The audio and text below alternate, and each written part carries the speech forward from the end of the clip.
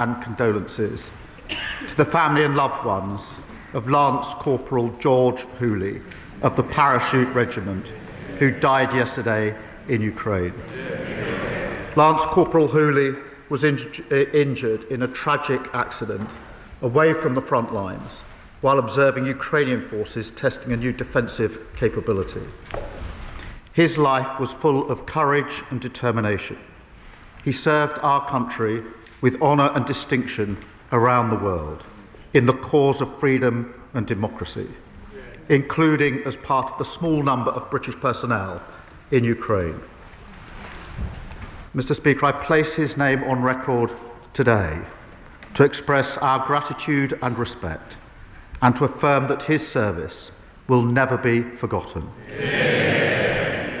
Mr. Speaker, on Monday I hosted President Zelensky, President Macron and Chancellor Merz in Downing Street.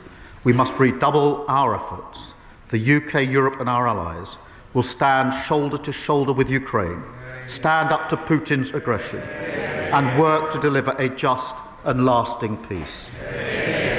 Mr. Speaker, this morning I had meetings with ministerial colleagues and others. In addition to my duties in this House, I shall have further such meetings later today. Sir Alday. Mr. Speaker, a couple in my constituency fled persecution from the Egyptian authorities, who accused them of being traitors and terrorists due to their work as professional journalists. They gained refugee status here in 2021 and are now 3 months away from being eligible for indefinite leave to remain. The UK is their home, but their stability and family life are being threatened by changes in government policy. I'm concerned that the government has lost sight of the real-life impact that these changes will have on working families living here legally, and with details of transitional arrangements still under consultation, can the Prime Minister provide clarity regarding the transitional support available to families already on the pathway to indefinite leave to remain? Thank you. Well, can I say this country will always be compassionate in relation to refugees and comply with our full obligations under the various conventions. It is important that we address some of the challenges we face at the moment, but we mustn't lose sight that we've always been a compassionate country that welcomes refugees to our shores. Rachel Baskin. Thank you, Mr. Speaker. While the last government was indifferent to child poverty, this government's driving mission must be to eradicate child poverty, and the strategy is a first step on that path. Over the first 1,001 critical days in pregnancy and early years, poverty contributes to malnourished babies, developmental delay, hypothermia and poor life outcomes. This is unacceptable. So will the Prime Minister lift pregnant women and babies out of poverty in York and across the country in this Parliament and ensure that we relieve poverty over the first 1,001 critical days? Can I thank her for raising this? And I'm proud that babies born today will have a better start in life thanks to our decisions. Mr. Speaker, I am particularly concerned by maternity services, and that's why we've commissioned a review so every mother is heard, gets proper care at what should be a special time, and currently too many are failed. We're funding healthy babies services in 75 of the most deprived areas, and we've taken action to save parents up to £500 a year on infant formula. It is a moral mission of this government to lift children out of poverty, and we intend to do so. The Leader of the Opposition thinks that maternity pay is excessive and would go back to the failment that puts hundreds of thousands of children into poverty. Kemi Badenoch, the Leader of the Opposition. Thank you, Mr. Speaker. And can I echo the sentiments of the Prime Minister? The thoughts of the whole House will rightly be with the family of Lance Corporal Hooley, who tragically died supporting Ukraine in her fight for freedom. Can the right honourable gentleman tell the House why are his own MPs describing him as a caretaker Prime Minister?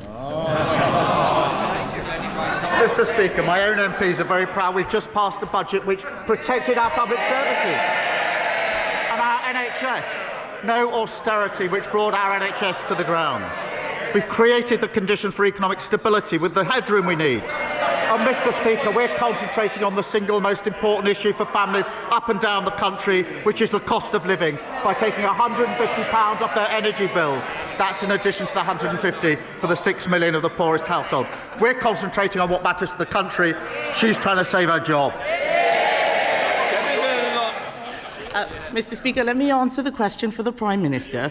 He's being called a caretaker because everyone can see that he's lost control of his party. And this lot, they're all so busy trying to replace him. Order. Sorry? Can I just say the same people are making the same noises they made last week? I did say last week it wasn't the right time. I wouldn't do it this week. So please, let's not carry on with the way we left it last week. Kemi Badenoch. Mr. Speaker, they can make as much noise as they like. We all know that this lot are so busy trying to replace him that they've taken their eyes off the ball. Let's start, Mr. Speaker. Wait for it. Let's start with the Energy Secretary, who wants to recycle himself as leader. He said he'd cut families' energy bills by £300. Can the Prime Minister tell the House how much have energy bills fallen by since the election? Mr. Speaker, I'm very pleased to say we're taking £150 off energy bills. I can also tell her that that's on top of the £150 we've taken off last year for the 3 million poorest families, now for 6 million poorest families. Mr. Speaker, she talks about leaving. The problem for us, last week, Order. Mr. May, I've told this side, I'll now tell this side. We don't need the pantomime auditions anymore, please. Mr. Speaker, last week I pointed out that 3 of our ex-MPs went to reform. That included the former Deputy Chairman, Jonathan Gullis. He liked to think of himself as a straight talker. He said they're finished and they've lost the trust of the British people. In total, Mr. Speaker, 21 ex-Tory MPs have now left for reform. The real question, Mr. Speaker, is who's next? We can all see the Shadow Justice Secretary twitching after his come and get me plea from the member of Clacton. Mr. Speaker, we need no lessons from them. Mr. Speaker, I asked him about energy bills. He could power the national grid on all of that hot air. He promised to cut energy bills by £300. Energy bills have risen by £187. But let's look at someone else who's making a mess. Let's look at the Education Secretary. There she is. Labour pledged to recruit 6,500 more teachers. So can the Prime Minister tell the House how many extra teachers are there since she became Education Secretary? More than when they left office. I'm very proud to say so. We're in an upward trajectory. Mr. Speaker, they left our health service on its knees. They left our schools in a mess. They left our economy absolutely broken. They should be utterly ashamed of their record in service. Wrong.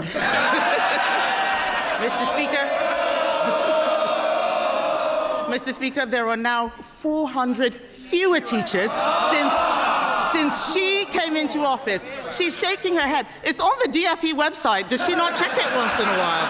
I can understand that the Right Honourable Lady is angry. We're all angry at the mess she's making. The Prime Minister doesn't know what's going on in energy. He doesn't know what's going on in education. Does he know anything about what's going on in the Home Office? Last year, the Prime Minister promised to recruit 13,000 more police officers. How's that going? Prime Minister. 3,000 more by the end of March, and we're rising on police numbers. Mr. Speaker, they left the Home Office. The criminal justice system is utterly broken. Sir Brian Leveson has said on that. They lost control of our borders. They lost control of every single department. And she's obviously spent the morning rehearsing for the Liz Truss show. She's probably going to be the guest star next week. Both of them talking about how Liz Truss was 100% right. But what Liz Truss said was the Conservatives need to take... No, they don't want to hear it. The Conservatives need to take responsibility. The Conservatives need to take responsibility for their 14 years of failure. That was Liz Truss, their former leader. So perhaps she'll heed that, get up and say sorry. Wrong again.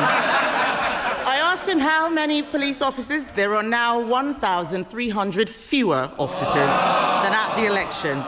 So, Mr. Speaker, I don't know if the Home Secretary wants his job, but I do read that she's having conversations with Tony Blair because he's already given up on the Prime Minister. Why don't we talk about the Health Secretary? Let's see how he's doing. We do know he definitely wants the job. He said he'd end the doctor strikes. So can the Prime Minister tell the House how many appointments have been lost to strike action since last July? Mr. Speaker, they left the NHS an absolute mess, with the highest waiting lists on record and the lowest confidence in the NHS ever. The Health Secretary said he would do 2 million extra appointments. He hasn't done 2 or 3 or 4. He's done 5 million extra appointments. That is because we invested in the NHS. What did they do? Having broken it, they voted against that investment. They should hang their heads in shame. Kemi Badenoch. Mr. Speaker, I asked him how many appointments have been lost to strike action. He doesn't know. Let me tell him. We have lost 93,000 appointments to strikes since the Health Secretary gave doctors a massive pay rise. It's the truth. I know they wouldn't know the truth if it punched them in the face, but I'm telling them the truth. It is no wonder that we read this morning that the former Deputy Prime Minister has said about the Health Secretary she'd rather stick pins in her eyes than be on his golden ticket. And Mr. Speaker, the Prime Minister congratulates himself on 5 million extra appointments.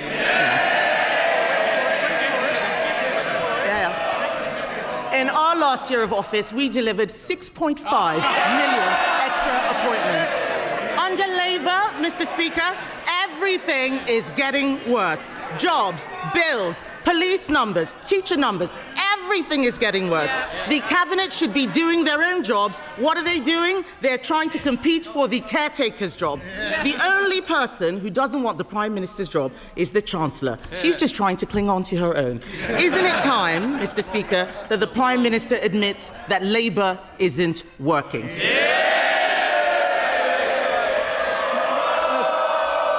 Mr. Speaker, she's living proof you can say whatever you like when nobody is listening to anything you have to say. There's absolutely no substance. She's no credibility on the economy.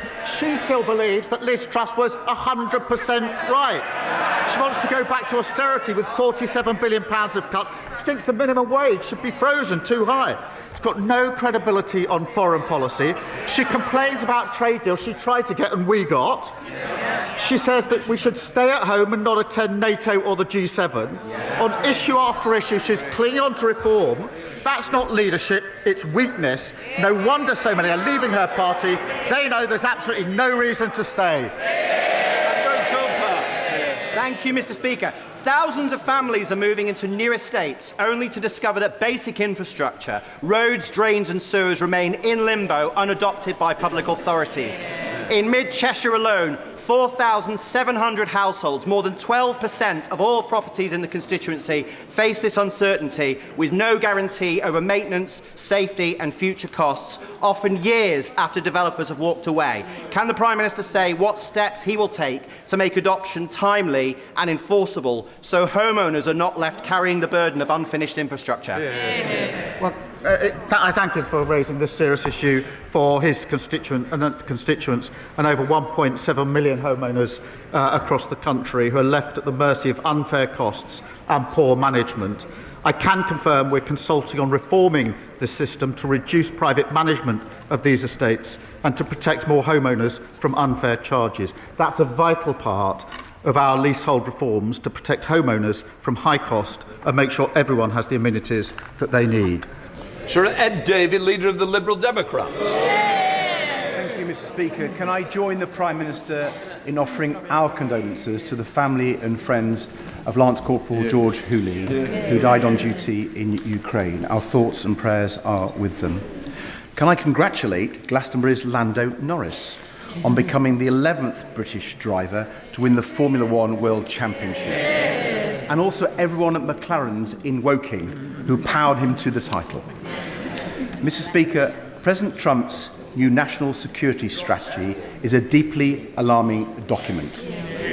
Quite apart from the irony of President Trump accusing others of trampling on basic principles of democracy. It repeats far-right tropes of civilizational erasure and threatens that the US government will cultivate resistance in Europe. No wonder Vladimir Putin has welcomed that strategy.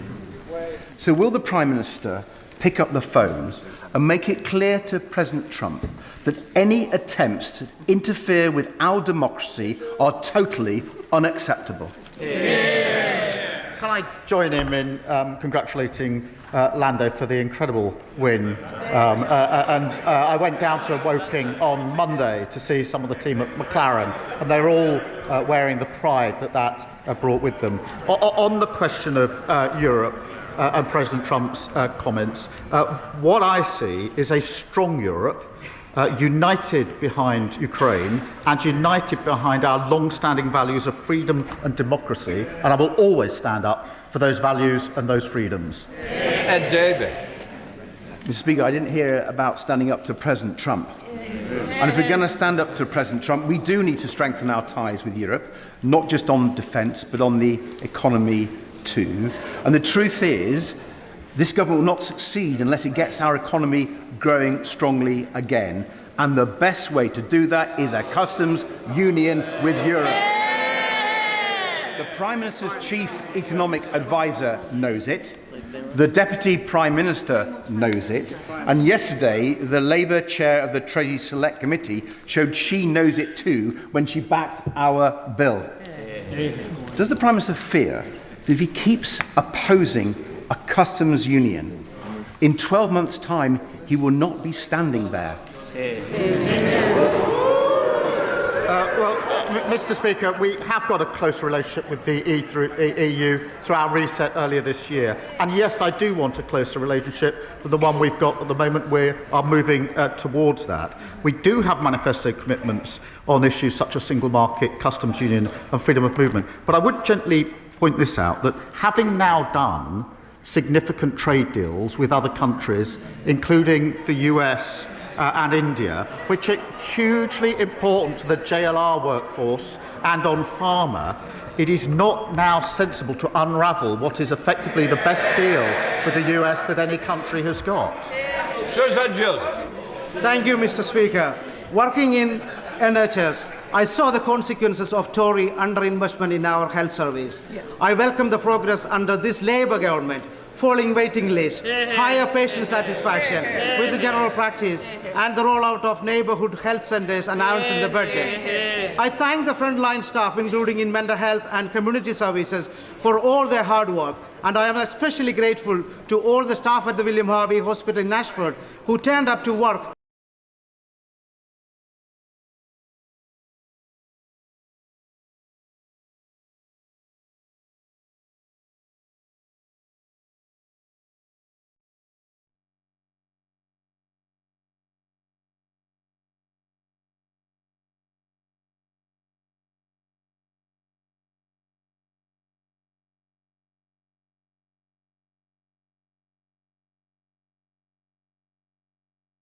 Hired 2,600 new GPs. That's real progress thanks to the hard work of NHS staff, backed by our record investment. I do think the strikes are unjustified and they threaten that hard-won progress, and the focus should always be on patients. Ms Savile Roberts. He just said, the Prime Minister, he wanted a closer relationship with Europe, but then referenced the Labour Party manifesto. Wales has been hardest hit by Brexit. Exports are down by a third.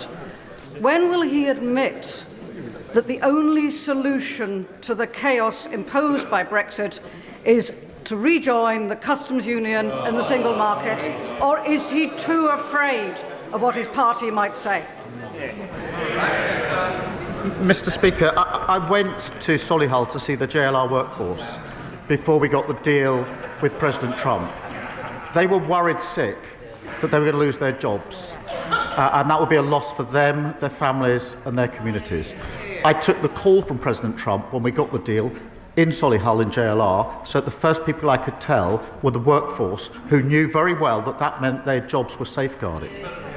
We've also just done a deal on pharma, which is the first of its kind in the world and the best of its kind in the world. It is not sensible or fair to the JLR workforce or to the pharma sector to say, having achieved those things now, we should unravel them by discussion about a customs union. I just don't think it's a sensible way to take our country forward. Justine. Thank you, Mr. Speaker. Of the almost 1 million young people not in education, employment or training, hundreds of thousands are disconnected from the system entirely. Youth workers have a unique ability to bridge young people into support.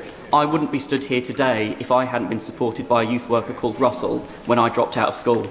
So will the Prime Minister use the National Youth Strategy to deliver a shared long-term vision for young people's outcomes, with good work as a central pillar and youth workers and trusted adults at its heart? Well, I thank him for his question. The party opposite presided over a lost decade for our young people. I'm determined to support every young person to reach their potential.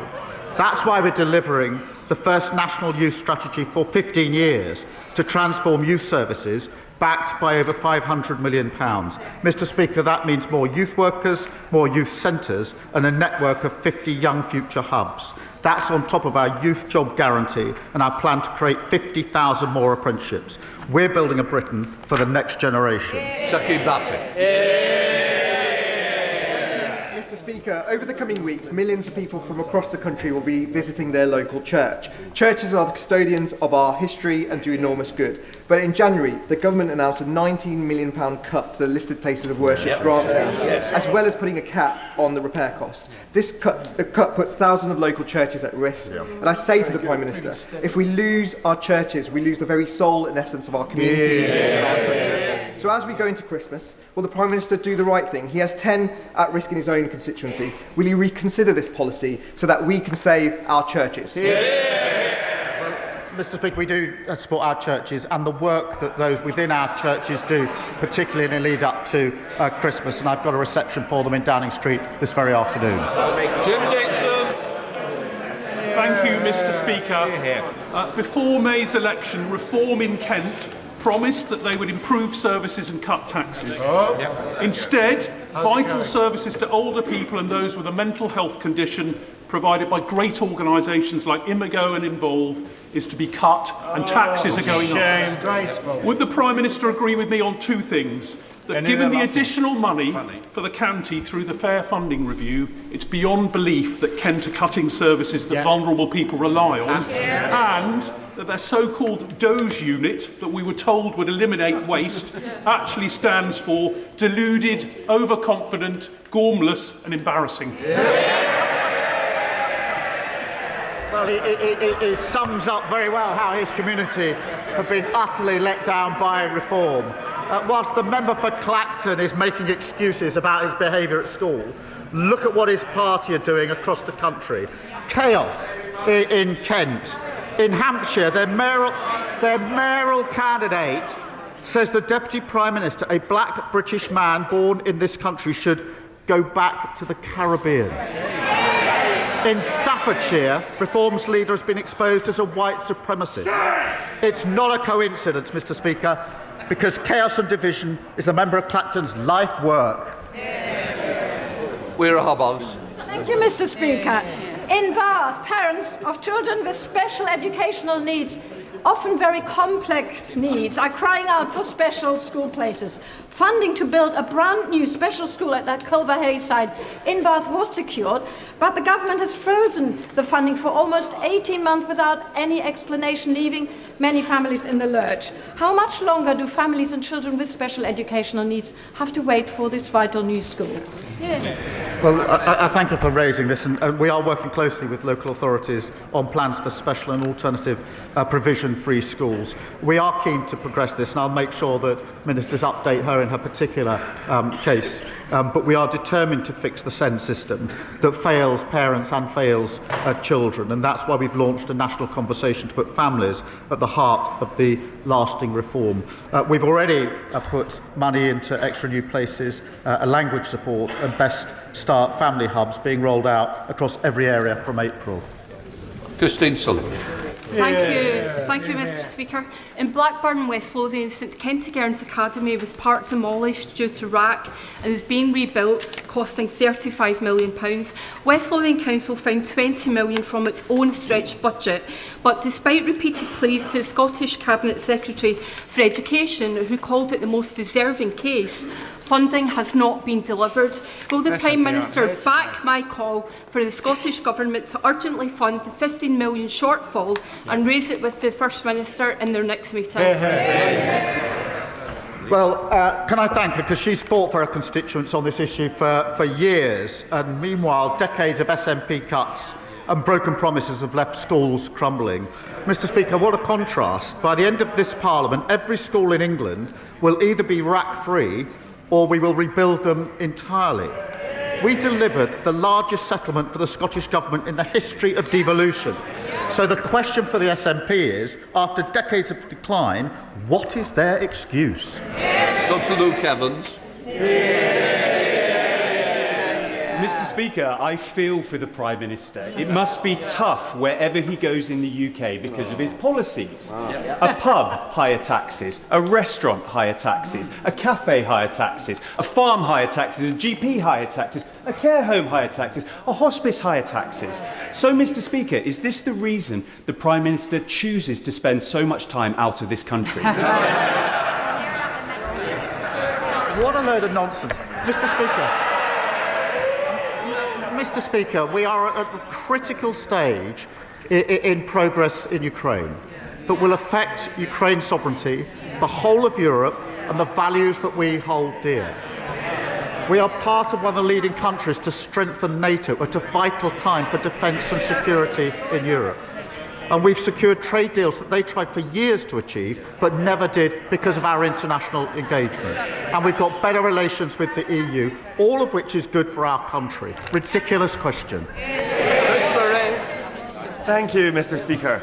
The video games company Rockstar in my constituency last month fired 31 employees without providing evidence or union representation. The IWGB alleges union busting. Having met Rockstar, they failed to reassure me they are following employment law, and I share concerns about union busting. Given this government is responsible for the biggest increase in workers' rights in a generation, does the Prime Minister agree all companies, regardless of profit size, must follow UK employment law and all workers have the right to join a union? Well, it's a deeply concerning case. Every worker has the right to join a trade union, and we're determined to strengthen workers' rights and ensure they don't face unfair consequences for being part of a union. Ministers will look into the particular case that he raises and keep him updated. Blake Stevens. Thank you, Mr. Speaker. Digital ID is intrusive and fundamentally un-British. The government has no mandate for it. No sensible person believes it will tackle illegal immigration or illegal working. It's an attack on our open society and a staggering waste of taxpayers' money, isn't it? Digital ID has huge benefits, as many countries in Europe are already demonstrating. And where they failed on our borders, we're taking control of our borders, and I'm proud that we're doing so.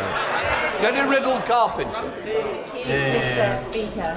Mr. Speaker, the Prime Minister will know that SEND is in crisis across the country, but it's in particular crisis in Suffolk, where the County Council is in special measures for its failings. I'm delighted that the government has listened to one of my asks, which is to have a national conversation about SEND, so parents, young people and their advocates can have their voices heard. Will the Prime Minister back my call to make sure that we deliver the funding for the former Saxmundham Set School in Saxmundham that closed its doors for the last time in 2024? Can I thank her? I know she's a dedicated campaigner on this issue, and I'll make sure ministers update her on the latest progress in her constituency. Our ambition is to make sure all children with SEND have access to the right support. That's why we're working closely with local authorities to deliver places where they're needed most. Sarah Bull. Thank you, Mr. Speaker. This government is always talking about the fair choices that it has made. But is it a fair choice to balloon the benefits bill?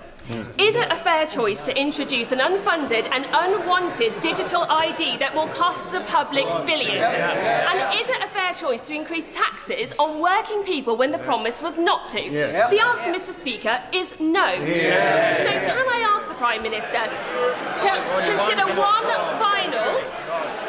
So can I ask the Prime Minister to give one final fair choice, thinking of food security and to avoid devastation for families across the country and reverse the family farm tax? Mr. Speaker, welfare ballooned on their watch. When the Shadow Chancellor was responsible for welfare, it ballooned by £33 billion. They left a £22 billion black hole. The OBR reviewed and said they added £16 billion to that. We'll take no lecture from them on the economy. Final question, Carl Turner.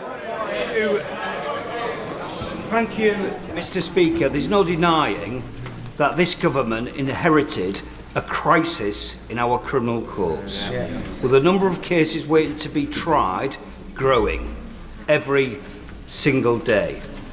So if the Justice Secretary plan to do away with jury trials in some cases, not all, in some cases, is really about addressing the backlog and getting the position to something manageable, then why isn't there a sunset clause? And why has that been ruled out?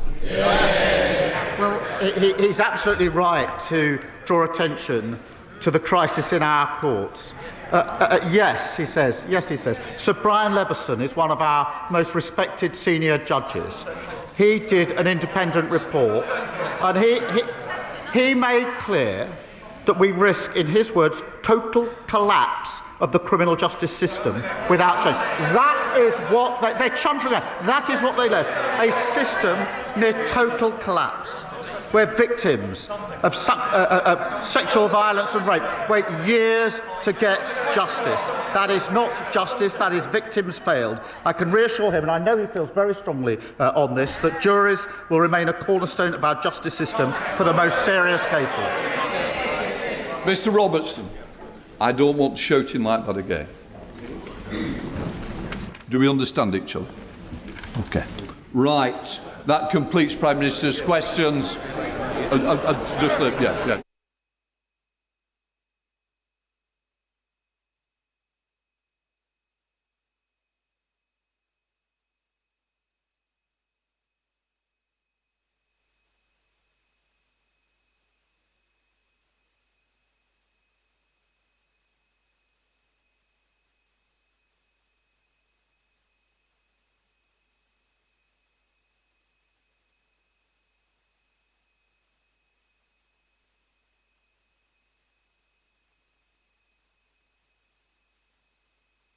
Point of order, Rachel Blake. Point of order, Mr. Speaker. The